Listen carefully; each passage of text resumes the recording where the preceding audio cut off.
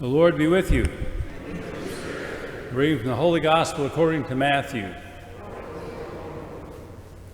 Jesus said to his disciples, "Stay awake, for you do not know on which day your Lord will come. Be sure of this, if the master of the house had known the hour of night when the thief was coming, he would have stayed awake and not let his house be broken into. So too, you must be prepared, for in an hour you do not expect the Son of Man will come. Who then is the faithful and prudent servant whom the master has put in charge of his household to distribute to them their food at the proper time? Blessed is that servant whom his master on his arrival finds doing so. Amen, I say to you, he will put him in charge of all his property. But if that wicked servant says to himself, 'My master is long delayed,' and begins to beat his fellow servants and eat and drink with drunkards, the servant's master will come on an unexpected day and an unknown hour and will punish him severely and assign him a place with the hypocrites where there will be wailing and grinding of teeth." The Gospel of the Lord.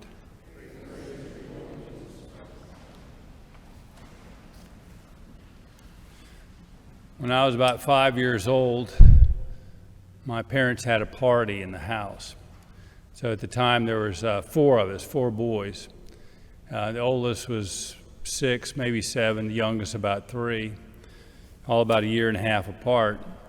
And so after we were fed, we were put in one of the bedrooms, which shared a wall with the living room where the party was. And Dad very sternly said, "I want you guys to behave in here, because, this is an important party out there." I said, "Okay." And so we tried to behave and played blocks for a little while, game of Parcheesi, and it just wasn't entertaining enough. We got bored. So we decided we needed to have a war.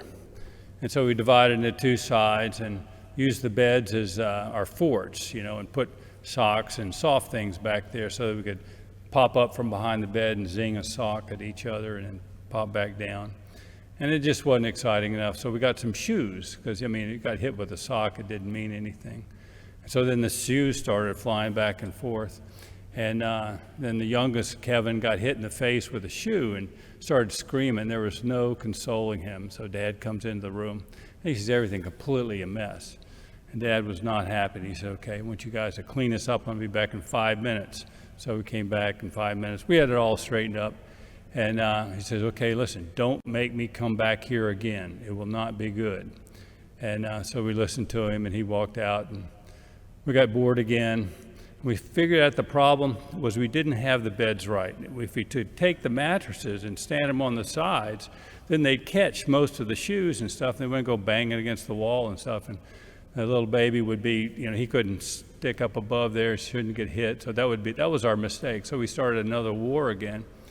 And somewhere in the fog of war, I'm not sure what it was, either Jack's boot was thrown and hit the wall that was shared with the party room, or my youngest brother Kevin got hit in the face with a shoe, something. Anyway, screaming started again. Dad came in, and it was not pretty.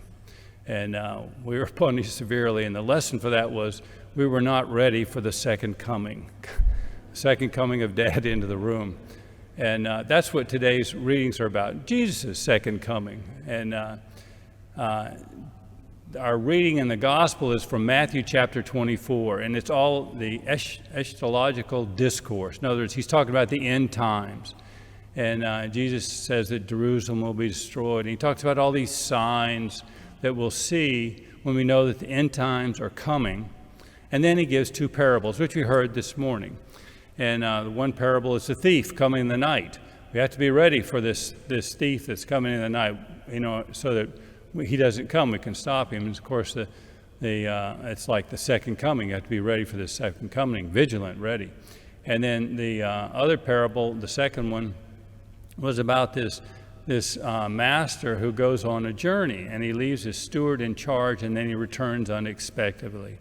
And then blessed, happy is that steward who's on the master's return is doing what he's supposed to do. He's feeding the other servants, he's taking care of the property, he's taking care of business.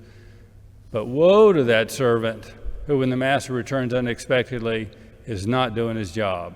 He's not taking care of the property, not feeding and taking care of the other servants, and then he's carousing and getting drunk.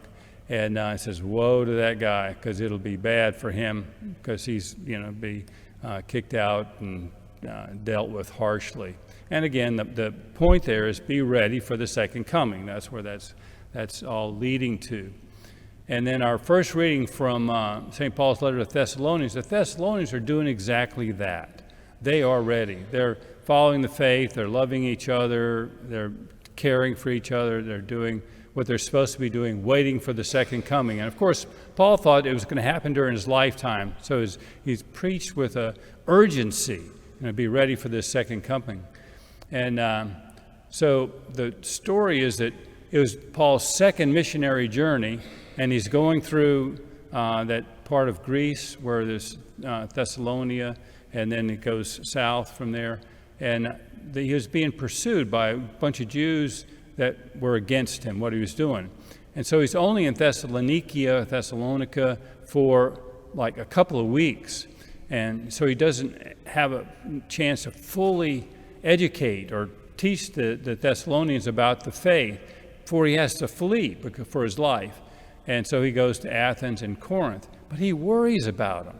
He kind of reveals his heart, how much he loves them. Not only does he feel like he's their spiritual father, but he darn misses them, because he just loved the people there. And so he sends Timothy to go back north and see how they're doing in Thessalonica. And Timothy comes back and has this wonderful report to give St. Paul, and Paul is overjoyed because they're living the right life. And he wants to, of course, go back and see him, and he writes the letter that we heard this morning from Mike, where he wants to instruct them further in the faith and keep going like that. So the message today is we need to be ready for the second coming. And while we're waiting for the second coming, we need to be like the Thessalonians and St. Paul. Thessalonians following God's commands, taking care of each other, loving each other, and love like St. Paul did, not only spiritually with people and share your faith with them, but also as true friends and companions as we're on this journey, as we're waiting for Christ's coming. Amen. This is your invitation to give yourself a beautiful gift. Are you interested in Catholicism, learning more about the Catholic faith?